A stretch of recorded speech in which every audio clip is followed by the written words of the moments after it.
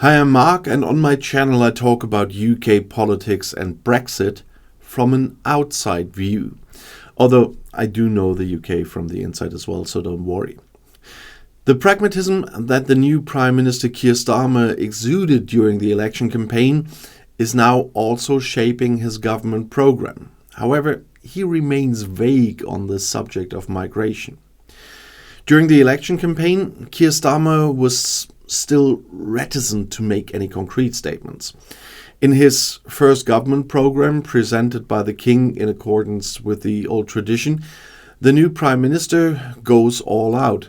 Starmer had the monarch announce no fewer than 40 new laws. The subject of migration, which is very important to many people, is mentioned. But what exactly Labour is planning is not yet clear. They say they want to modernize the asylum system and create a new border security authority. What is clear, however, is that the previous government's Rwanda plan will not be pursued. Otherwise, Starmer's program contains some classic Labour demands. For example, private school fees will no longer be exempt from VAT. And the country's railways, which were privatized under Margaret Thatcher, are to gradually be taken back under state control. The greatest anachronism in democratic theory, the House of Lords, is also to be reformed. And Labour wants to deprive the hereditary nobility of the right to vote on laws there. Overall, Starmer is probably doing well to avoid using too much language at the beginning of his term in office and instead to eliminate specific grievances or those that he considers to be such. This pragmatism set him apart from Boris Johnson in a positive way, but the new man still has to face the test of everyday government. The overwhelming victory of the Labour Party in the UK general election already holds lessons for centrist parties and moderate left parties elsewhere. But whether it will be of any significance in the long term depends on whether Prime Minister Keir Starmer succeeds in tackling his country's economic problems. And that's an extremely difficult task.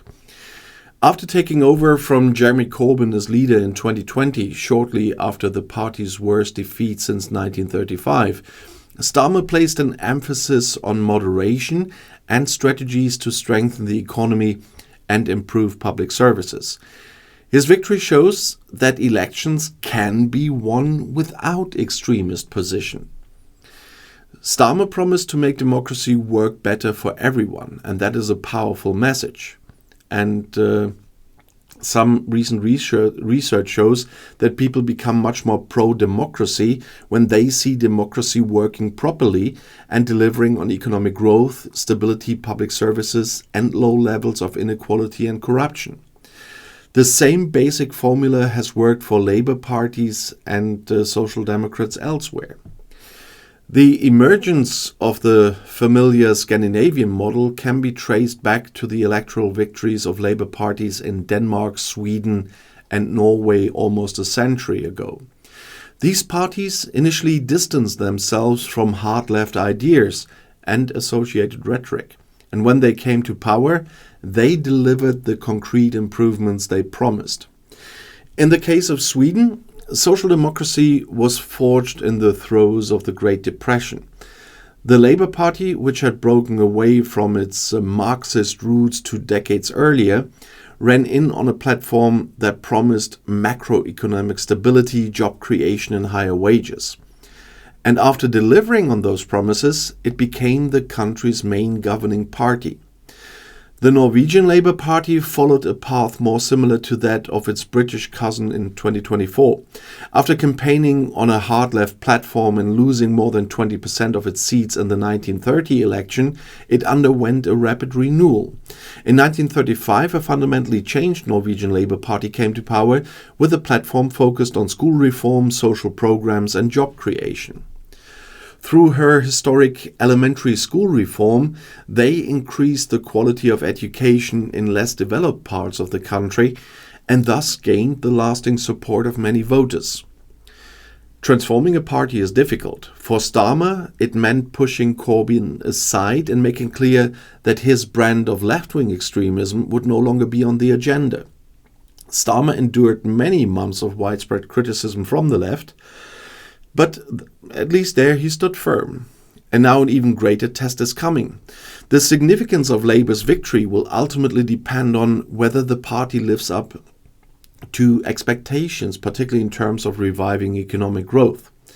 Britain's economic performance during the past 14 years of Tory rule has been quite disappointing. Income per capita has grown slowly, and the government has failed to address an obvious productivity problem. The increase in output per hour worked is small compared with the USA, France, and Germany.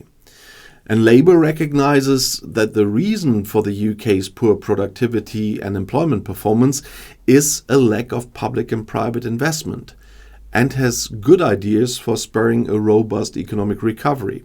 Of course, to fund the public investment in healthcare, education, infrastructure and technology, what Starmer has promised, the government will need to increase tax revenues.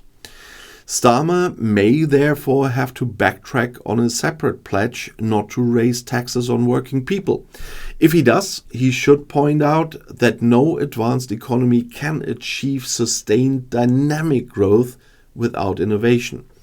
And while countries like Vietnam and China have been able to take advantage of mature technologies and cheap labor, high-income economies cannot do that.